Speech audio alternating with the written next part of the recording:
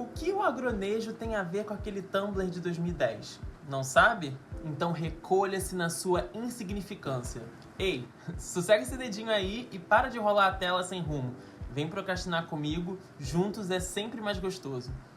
Oi, eu sou o Pedro Henrique Cabo e esse é mais um episódio dessa série de vídeos enquanto eu não arrumo emprego.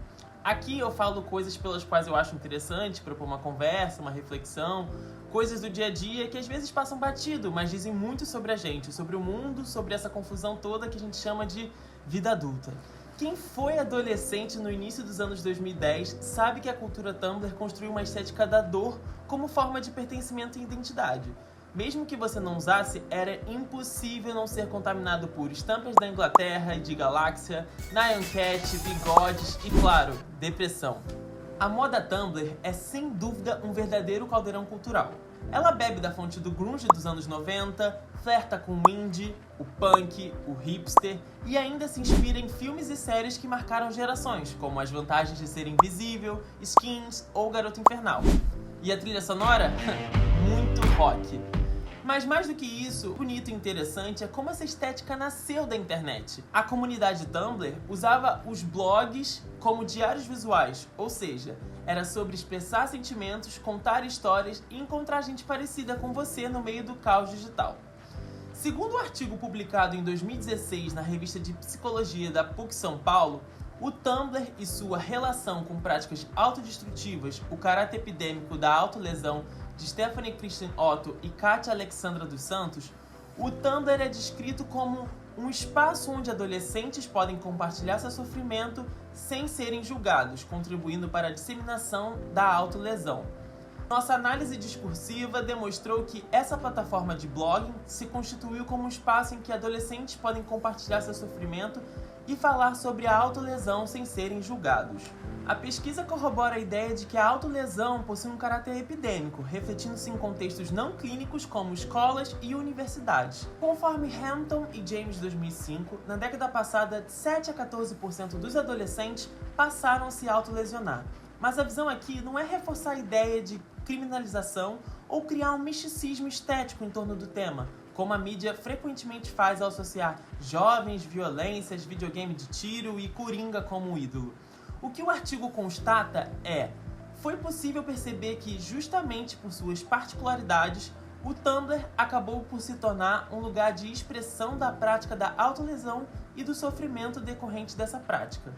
Os efeitos discursivos apontam para uma troca realizada pelos adolescentes, do contato com pessoas conhecidas como família e amigos para um contato mediado pelo virtual com pessoas desconhecidas. Um dos fatores que amplia a rede de postagens é a identificação com seu conteúdo, além do fato de não existir o julgamento moral do ato de ferir-se a si mesmo, que comumente ocorre na materialidade. Assim, acreditamos que esse eixo discursivo que encontramos nos blogs revela muito mais sobre o funcionamento atual da sociedade do que sobre a autolesão em si.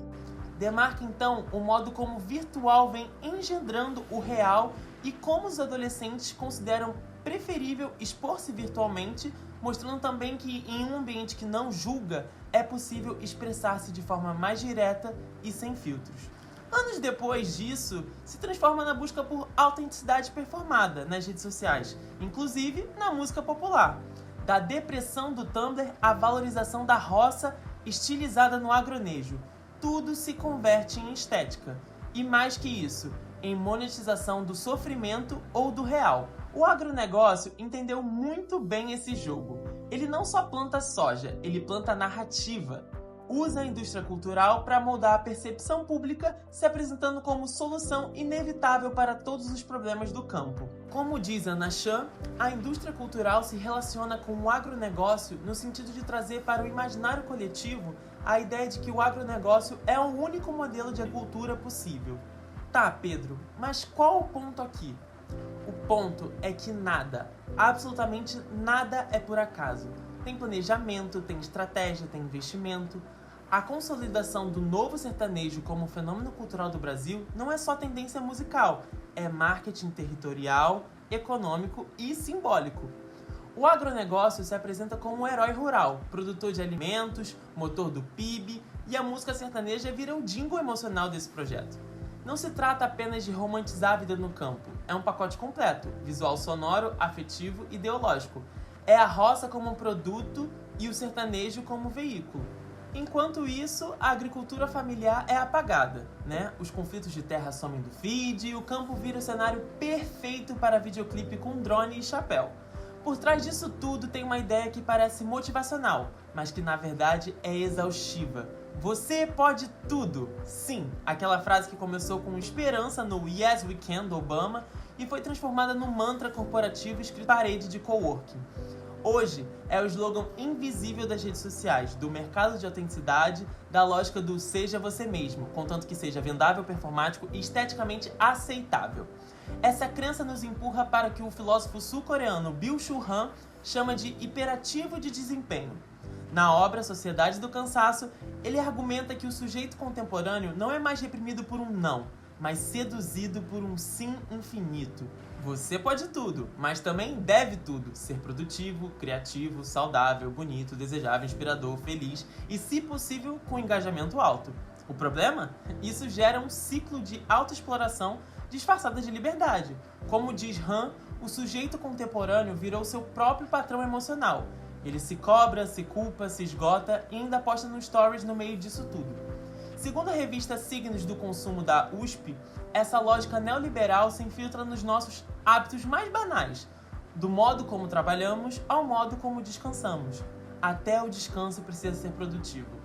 Já o artigo no Instituto Humanitas do Unicinos mostra que o discurso de liberdade hoje é ilusório. Somos livres para nos arruinar com autonomia e ansiedade. Nessa lógica, até o sofrimento virou conteúdo.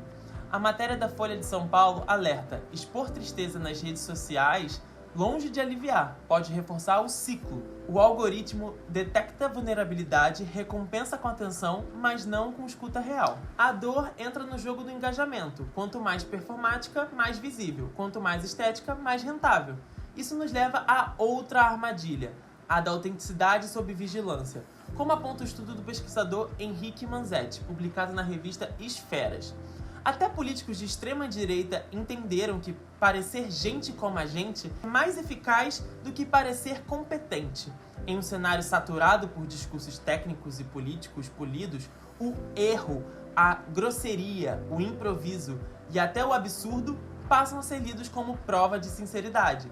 O ideal de autenticidade foi sequestrado e transformado em moeda de troca simbólica, usada para legitimar discurso de ódio, comportamentos violentos e posturas narcisistas, sob o argumento de que é só a opinião dele, ou pelo menos ele fala o que pensa. A autenticidade, que um dia foi símbolo de ruptura e de verdade emocional, passa a ser usada como escudo moral para validar preconceitos e retrocessos. Mais do que um traço de personalidade, a autenticidade se torna um recurso midiático e performático, uma estratégia cuidadosamente construída para gerar identificação, ao mesmo tempo em que naturaliza a violência simbólica. O político que não tem filtro é celebrado por sua coragem, ainda que suas falas reforcem desigualdades, ataques e desinformação. É o paradoxo do tempo atual. A autenticidade virou produto de marketing, um artifício de autopromoção que serve para alimentar cliques, polêmicas e fidelidade cega, mesmo quando o conteúdo é destrutivo. E nesse cenário, o que sobra? Sobra uma angústia latente. E aí vem a resposta mais importante. Você não é especial. E isso é libertador, porque isso não é descredibilizar a sua história. É tirar o peso de transformar tudo em narrativa vendável. É entender que talvez o caminho mais real para a empatia e o cuidado seja reconhecer nossa insignificância compartilhada. Não como desistência, mas como possibilidade de finalmente olhar para o outro com verdade. Reconhecer a própria insignificância compartilhada é o que nos tira do palco e nos coloca na plateia do mundo. É o que nos conecta com o outro, não pela comparação, mas pela empatia real. Insistir em ser especial o tempo todo nos isola. Aceitar que somos comuns nos aproxima, porque talvez o antídoto para essa lógica de você pode tudo seja justamente a consciência de que a gente não precisa ser tudo, nem ter tudo, nem performar tudo. E que às vezes o mais revolucionário mesmo é ser só alguém no mundo tentando escutar, sentir e existir, sem a obrigação de capitalizar em cima disso.